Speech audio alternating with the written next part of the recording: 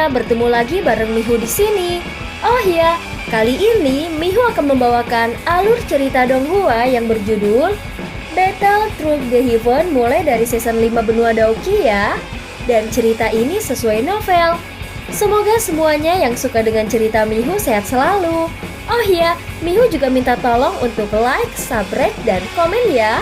Baiklah, tanpa lama-lama lagi, yuk langsung aja kita masuk ke isi ceritanya. Melanjutkan dari kisah sebelumnya. Jinsi kepala suku segera berdiri dan mengumumkan bahwa Feng Qing'er telah berhasil melewati pos pemeriksaan. Xiaoyan menoleh dan tersenyum pada Nalan Yanran. Dia tidak menunggunya untuk menjawab ketika dia berbalik dan berjalan menuju tangga batu. Ikuti saja aku akan menuntunmu untuk melewatinya. Nalan Yanran terkejut ketika dia melihat punggung kurus itu. Dia segera menggertakkan giginya dan dengan cepat mengikuti. Pada saat ini Xiaoyan membawa Nalan Yanran dan berjalan ke depan peron. Pada saat ini, Tang Yin juga secara kebetulan keluar dari kerumunan. Tatapannya melirik Nona Feng di ujung tangga batu sebelum menoleh ke Jinsi. Dia menangkupkan kedua tangannya dan berkata, "Tang Yi murid pavilion 10.000 pedang menyapa tetua Jinsi." Ucap Tang Yin. Jinsi menganggukkan kepalanya sedikit. Keempat pavilion ini benar-benar sesuai dengan reputasi mereka.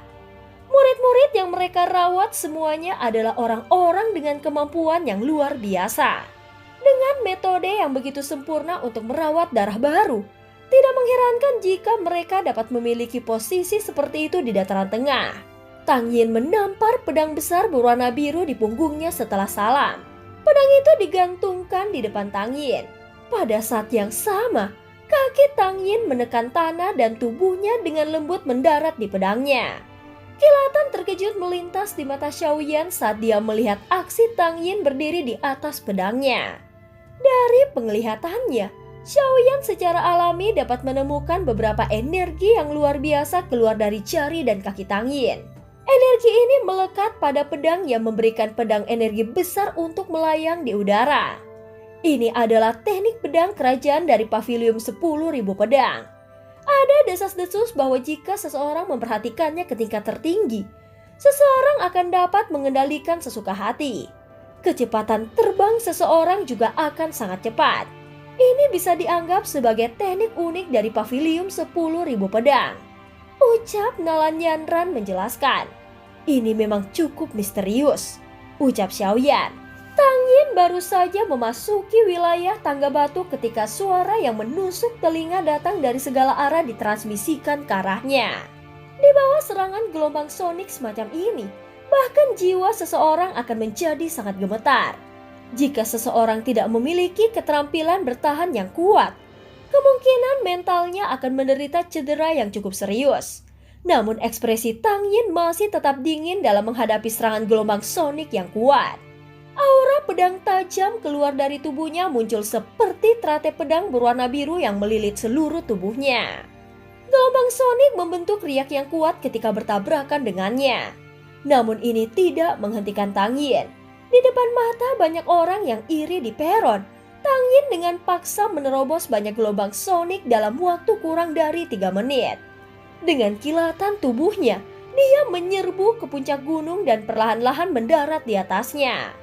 Nafasnya sedikit tergesa-gesa tetapi matanya mengandung kegembiraan yang padat. Jinsi sedikit mengangguk dan mengumumkan setelah melihat Tang Yin berhasil naik ke puncak gunung. "Berikutnya," ucap Jinsi. Pada saat ini sosok kuning segera bergegas keluar setelah mendengar ini. Akhirnya dia keluar di kerumunan di depan Xiaoyan.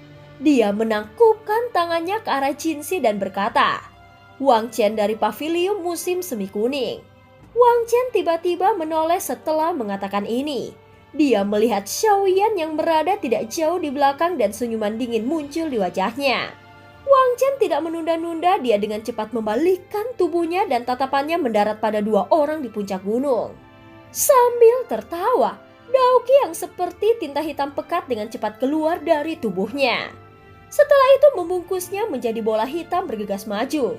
Serangan gelombang sonik itu sekali lagi melonjak ketika Wang Chen memasuki area di sekitar tangga batu. Namun Wang Chen mengandalkan dokinya yang kuat untuk menahan gelombang sonik. Langkah kakinya muncul seolah-olah dia terbang saat dia menempuh jarak lebih dari 100 kaki. Dalam sekejap mata dia sudah dekat dengan puncak gunung. Cukup banyak orang yang mengeluarkan seruan ketika mereka melihatnya, bahwa orang ini telah memilih untuk menggunakan metode seperti itu. Bola hitam pekat itu sekali lagi melesat maju. Akhirnya itu terbalik di udara dan mendarat di puncak gunung dengan tawa yang keras. Sudut mulut Jinsi juga terangkat saat dia mengumumkan Wang Chen berhasil lulus. Berikutnya, ucap Jinsi. Muking Luan Pavilium Bintang Jatuh menyapa tetua Jinsi. Pada saat ini wanita muda itu berdiri dengan cantik dan berbicara kepada Jinsi dengan senyuman manis. Wajahnya menunjukkan ekspresi main-main. Wajah acuh tak acuh Jinsi akhirnya menunjukkan senyuman ketika matanya berhenti pada Muking Luan. Dia mengatupkan kepalanya dan perlahan berkata, lidah nona muda Luan benar-benar menjadi semakin manis. Saat itu klanmu memintamu untuk menjadi murid Feng Zhongze. Dari kelihatannya, sekarang sepertinya itu keputusan yang cukup bagus, ucap Jing Jinsi. Xiaoyan terkejut ketika dia mendengar nama Feng Zhongze, teman baik gurunya. Tatapannya agak tidak percaya karena terkunci pada Muking Luan. Dia sebenarnya adalah murid Feng Zhongze. Xiaoyan berniat mencari teman Yalo Feng Zhongze ketika dia menuju dataran tengah ini. Namun dia belum pernah mendengar banyak berita selama ini. Sekarang dia tiba-tiba bisa mendapatkan beberapa informasi tentang Feng Zhongze di tempat ini. Muking Luan ini adalah anggota Pavilium Bintang Jatuh. Jika Feng Zhongze adalah gurunya, maka Feng Zhongze kemungkinan adalah seseorang dari Pavilium Bintang Jatuh, ucap Xiaoyan. Sementara pikiran ini berlama-lama di hati Xiaoyan, kaki Muking Luan sudah melangkah ke tangga batu. Setelah itu dia dengan mantap naik ke ujung tangga batu. Ketika gelombang sonik melonjak dari segala arah, dengungan lembut burung yang jelas terdengar dari mulut kecil Muking Luan. Di bawah dengungan lembut ini, gelombang sonik yang melonjak tampaknya telah bertemu dengan musuh bebuyutan dan dengan cepat tersebar. Dalam sekejap, nada di dalam seluruh susunan suara menjadi kacau. Selama kekacauan ini, Muking Luan memanjat dengan santai. Sekitar 10 menit kemudian dia naik ke puncak gunung. Sepertinya dia adalah orang yang memiliki waktu termuda. Gelombang sonik yang dapat melukai jiwa seseorang tampaknya sama sekali tidak berguna untuk melawannya. Cukup banyak orang yang tercengang saat melihat Muking Luan mendaki gunung dengan begitu mudah. Tidak ada yang menyangka bahwa seseorang benar-benar dapat melewati susunan suara ini dengan cara yang santai sehingga tidak menghabiskan kekuatan apapun. Berikutnya, ucap Jinsi. Xiaoyan menghela nafas dengan lembut setelah melihat bahwa tidak ada yang melangkah maju.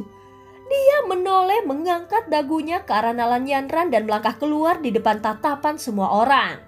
Semua tatapan yang hadir dengan cepat berkumpul pada Xiaoyan dan Nalan Yanran. 4 orang di puncak gunung juga melemparkan pandangan mereka ke bawah. Junior Xiaoyan menyapa tetua Jinsi. Ucap Xiaoyan. Xiaoyan? Mata Jinsi sedikit menyipit saat mendengar nama ini. Dia memang pernah mendengar bahwa pemuda ini yang bahkan Fei Tian tidak dapat menangkapnya. Tidak disangka bahwa dia datang ke tempat ini. Apakah kau yakin ingin membawa orang lain? Are suara akan menguat mengikuti peningkatan jumlah orang, ucap Jinsi. Sebelum Xiaoyan bisa menjawab, Nalan Yanran di belakangnya mulai berbisik ragu. Xiaoyan, mengapa kau tidak naik sendirian? Dengan membawaku, maka itu akan memberimu beban yang banyak, ucap Nalan Yanran. Ikuti saja aku, perlakukan itu sebagai hadiah, ucap Xiaoyan. Hadiah untuk guru ya, ucap Nalan Yanran menatap punggung Xiaoyan. Dia dengan lembut menggigit bibir merahnya saat ejekan diri muncul di matanya. Di bawah tatapan semua orang, Xiaoyan dan Nalan Yanran perlahan berhenti di depan tangga batu. Cukup banyak mata orang yang mengungkapkan rasa ingin tahu. Banyak orang benar-benar ingin tahu apakah orang yang baru saja membuat keributan ini memiliki kekuatan yang sebanding dengan reputasinya. Setelah kaki Xiaoyan melangkah ke tangga batu, tikus menelan emas yang padat di sekitar tangga batu segera membuka mata mereka. Rambut di tubuh mereka berdiri tegak saat gelombang sonik yang kuat tiba-tiba muncul. Nalan Yantran mengatupkan gigi setelah melihat Xiaoyan memasuki tangga batu.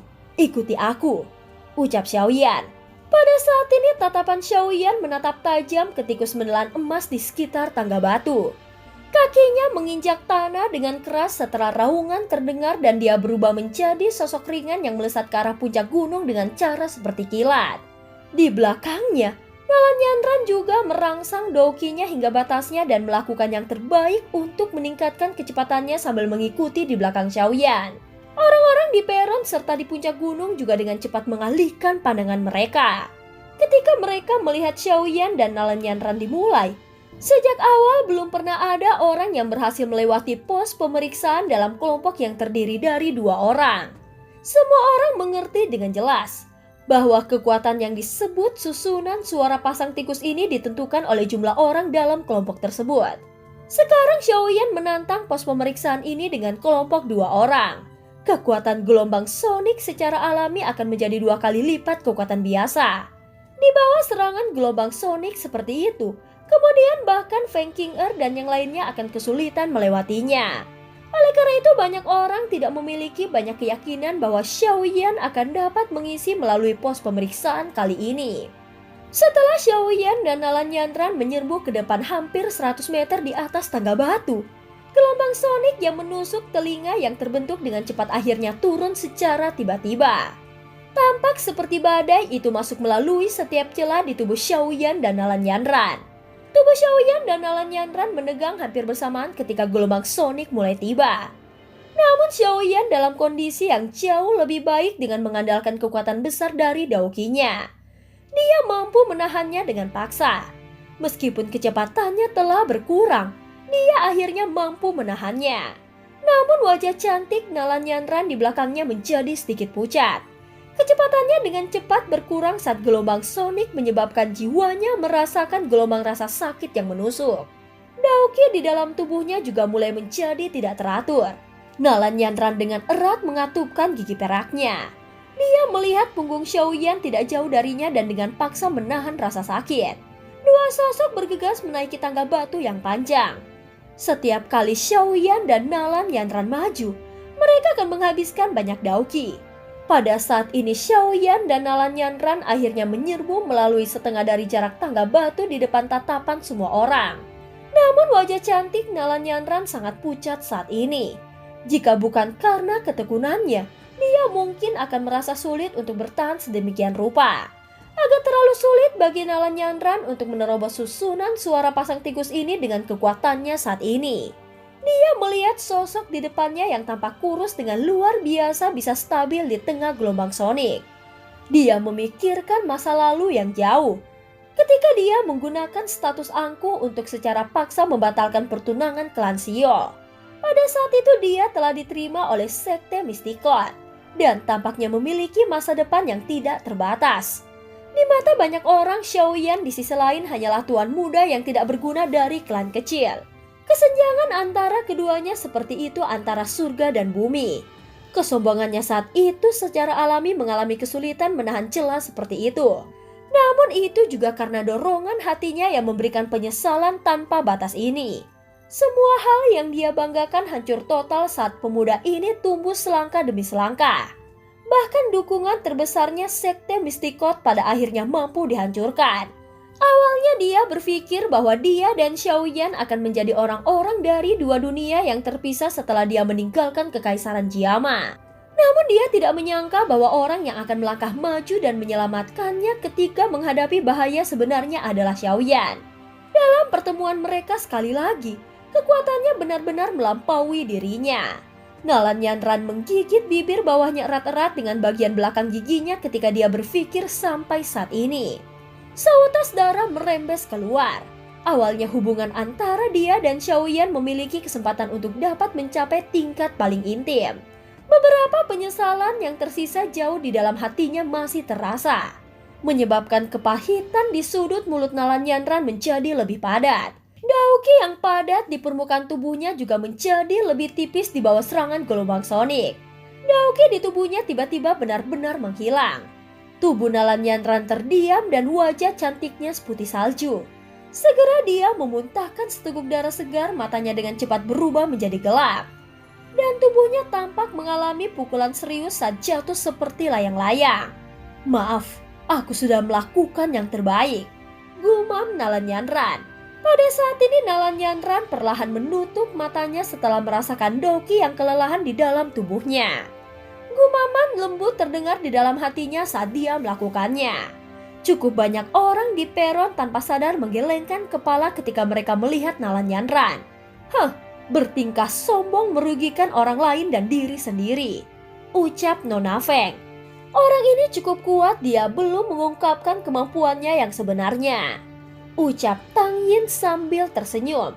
"Hei, kau benar-benar berpikir terlalu tinggi tentang bocah ini," ucap Wang Chen. "Itu mungkin tidak benar. Ini mungkin masih muda tetapi bahkan aku tidak bisa melihatnya. Selain itu, dia mampu melarikan diri dari tangan Fetian dari pavilion utara petir angin. Meskipun dia mendapatkan bantuan kekuatan eksternal, kemungkinan tidak ada yang akan percaya bahwa dia tidak memiliki beberapa kemampuan," ucap Muking Luan.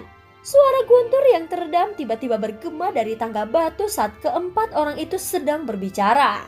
Segera mereka melihat tubuh Xiaoyan tiba-tiba runtuh di bawah gelombang sonik. Lain kali dia muncul, dia sudah berada di belakang Nalan Yanran. Dia mengulurkan tangannya dan memegang pinggangnya yang sempit. Gerakan 3000 petir? Ini benar-benar seperti yang dikatakan rumor. Orang ini telah berhasil mempelajari gerakan 3000 petir pavilion petir angin dari suatu tempat yang tidak diketahui. Melihatnya sekarang, ini memang benar, ucap Muking Luan segera berbicara dengan terkejut ketika dia melihat bayangan yang menghilang. "Dia hanya pencuri kecil," ucap Nona Feng. "Nona Feng, jika seseorang pencuri kecil tidak akan bisa melarikan diri dari tangan kepala pavilion utara petir angin Fetian," ucap Muking Luan mengejek Nona Feng. Alis Nona Feng menyatu di depan dada Muking Luan. Namun karena identitas pihak lain, dia hanya bisa mengayunkan lengan bajunya dan mengalihkan pandangan dinginnya ke arah Xiaoyan di tangga batu. Dia berkata, "Kalau begitu, aku ingin melihat bagaimana dia akan membawa seseorang dan melewati susunan suara pasang tikus ini," ucap Nona Feng. Xiaoyan memeluk pinggang Nalan Yanran di depan mata semua orang. Tubuhnya berhenti di udara saat tatapannya terfokus pada tikus menelan emas yang padat di bawah. Kilatan dingin melintas di matanya. "Kau harus menantang formasi sendirian. Aku tidak dapat melewati formasi besar ini," ucap Nalan Yanran dengan wajah yang pucat. "Gunakan Dauki yang tersisa untuk menutupi telingamu. Aku mengatakan bahwa aku akan memimpinmu melintasi formasi, dan aku akan melakukannya," ucap Xiaoyan. Nalan Yanran ragu-ragu sejenak ketika dia melihat desakan Xiaoyan. Yang bisa dia lakukan hanyalah menganggukkan kepalanya. Setelah itu dia menggunakan sisa daukinya untuk menutup kedua telinganya dengan cepat. Tikus menelan emas yang tak terhitung jumlahnya dibawa berhenti sejenak sebelum tiba-tiba mengangkat kepala mereka. Banyak tatapan kunci ke Xiaoyan di langit. Segera mulut mereka yang dipenuhi gigi terbuka dengan cepat. Gelombang sonik bahkan lebih menakutkan dari yang sebelumnya dipancarkan seperti petir. Wajah semua orang di peron berubah saat mereka merasakan kekuatan gelombang sonik ini. Xiaoyan melihat gelombang sonik seperti zat dari udara, mulutnya berdenyut dan wajahnya agak memerah. Sesaat kemudian, dia tiba-tiba membuka mulutnya. Pada saat ini guntur seperti singa dan harimau tiba-tiba muncul di langit. Gelombang suara yang sangat besar melilit seluruh gunung mata surga. Raungan Xiaoyan yang mengejutkan bahkan berisi raungan naga yang aneh, menyebabkan jiwa siapapun yang mendengarnya bergetar. Kaki mereka juga tanpa sadar bergerak. "Aumam naga," ucap terkejut kepala suku Jinsi. Gelombang sonik besar menyapu di dalam banyak tatapan terkejut. Itu bertabrakan dengan suara keras dengan gelombang sonik dari gelombang tikus. Setelah itu menyapu bersih gelombang sonik tikus. Xiaoyan mengandalkan kekuatannya sendiri untuk menghancurkan gelombang sonik yang terbentuk dari tikus menelan emas. Adegan ini menyebabkan orang-orang di peron dan puncak gunung langsung tercengang. Bagaimana ini mungkin? Ucap Nona Feng. Gelombang sonik pasang tikus yang datang dari segala arah benar-benar tersebar menjadi kacau. Dalam sekejap, hutan di sekitar tangga batu benar-benar memotong banyak pohon. Aku belum pernah menemukan manfaat pil yin dan yang seperti ini selama pertarunganku dengan manusia. Aura naga ini tampaknya menimbulkan bahaya yang lebih besar bagi binatang ajaib, ucap Xiaoyan. Xiaoyan memeluk pinggang sempit Nalan Yanran. Setelah itu dia bergegas ke puncak gunung tanpa halangan. Baru kemudian dia dengan lembut menurunkannya.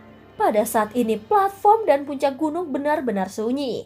Tidak ada yang menyangka bahwa Xiaoyan akan memilih metode paling sengit untuk menerobos pemeriksaan. Terlebih lagi hal yang benar-benar membuat semua orang terdiam adalah bahwa dia benar-benar berhasil memancarkan susunan suara pasang tikus yang dibentuk oleh tikus menelan emas yang tidak terhitung jumlahnya. Kemungkinan sangat sedikit orang yang hadir bisa mencapai ini. Orang ini memang makhluk yang tidak normal, ucap orang di sekitarnya. Di samping tangga bantu, Jinsi tertegun sejenak akhirnya pulih. Dia melihat tikus menelan emas yang lelah dan tanpa sadar tertawa. Tidak disangka orang ini memiliki teknik seperti itu. Sekarang setelah dia melakukan ini, kekuatan susunan suara pasang tikus pasti akan berkurang. Pada akhirnya akan memberikan keuntungan bagi mereka yang mengejarnya, ucap Jinsi menghela nafas tak berdaya. Dia melambaikan tangannya dan berkata, tantangannya adalah sukses. Berikutnya waktumu kurang dari setengah jam. Sosok manusia buru-buru berjalan ke depan setelah mendengar kata-kata Jinsi. Setelah itu dia dengan cepat berjalan ke tangga batu di puncak gunung. Xiaoyan mengeluarkan pil obat dari cincin penyimpanannya, menyerahkannya kepada Nalan Yanran dan bertanya, apakah kau baik-baik saja? Nalan Yanran menggelengkan kepalanya dengan lembut. Setelah menerima pil obat, dia dengan lembut menjawab, aku baik-baik saja. Pada saat ini setelah Xiaoyan berhasil mendaki puncak gunung mata surga, Xiaoyan tersenyum baru kemudian mengalihkan pandangannya melihat puncak gunung mata surga yang cukup besar ini. Namun sementara dia masih tidak melihat kolam darah mata surga. Pada saat ini dia melakukan pengamatan singkat di sekelilingnya sebelum mengalihkan pandangannya ke Nona Feng dan 3 lainnya. Pada saat ini, keempat orang ini juga melemparkan pandangan mereka padanya. Tatapan Tang Yi dan Mu Qingluan masih baik-baik saja. Namun tatapan Nona Feng dan Wang Chen akan sangat sinis. Tang Yi menunjukkan senyum saat dia menangkupkan tangannya ke arah Xiaoyan. Selamat, ucap Tang Yi. Terima kasih, ucap Xiaoyan menjawab. Tingkat penguasaan apa yang kau capai dengan gerakan 3000 petir tadi? Sebenarnya itu sangat bagus saat kau praktikan, ucap Mu Qingluan menyindir Nona Feng. Mu Qingluan, lidahmu sekarang menunjukkan bahwa kau tidak memiliki kemampuan apapun. Aku akan berjanji dan melihat apakah kekuatanmu telah meningkat selama 4 tahun ini, ucap Feng Qing'er. Aku tidak akan mengaktifkannya. Aku ingin tahu apakah keberuntungan dari babak terakhir akan muncul padamu lagi, ucap Mu Qingluan. Kau seharusnya tahu bahwa itu bukanlah keberuntungan, ucap Feng Qing'er. Xiaoyan juga tercengang saat melihat keduanya bentrok. Tampaknya keempat pavilium ini tidak serasi seperti yang dia pikirkan. Namun dia juga merasa cukup senang bisa melihat Feng Qing'er menderita kerugian. Mungkin itu karena identitasnya tetap wanita ini memberinya kesan buruk sejak awal. Nonamu, bolehkah aku tahu apakah aku bisa berbicara secara pribadi dengan mereka, ucap Xiaoyan. Mu Qingluan juga terkejut saat mendengar ini. Ini adalah pertama kalinya dia bertemu Xiaoyan dan mereka tidak bisa dianggap akrab satu sama lain. Namun memeriksa bagaimana Xiaoyan telah menyebabkan pavilium petir angin kehilangan banyak wajah selama periode waktu ini, itu menyebabkan dia memiliki banyak cukup baik tentang dia. Dia tidak menolaknya. Sebaliknya hatinya mengandung sedikit penasaran saat dia menganggukkan kepalanya. Dan cerita pun berakhir. Terima kasih udah dengerin Mihu dari awal sampai akhir ya. Jangan lupa untuk subscribe dan like ya. Sampai jumpa.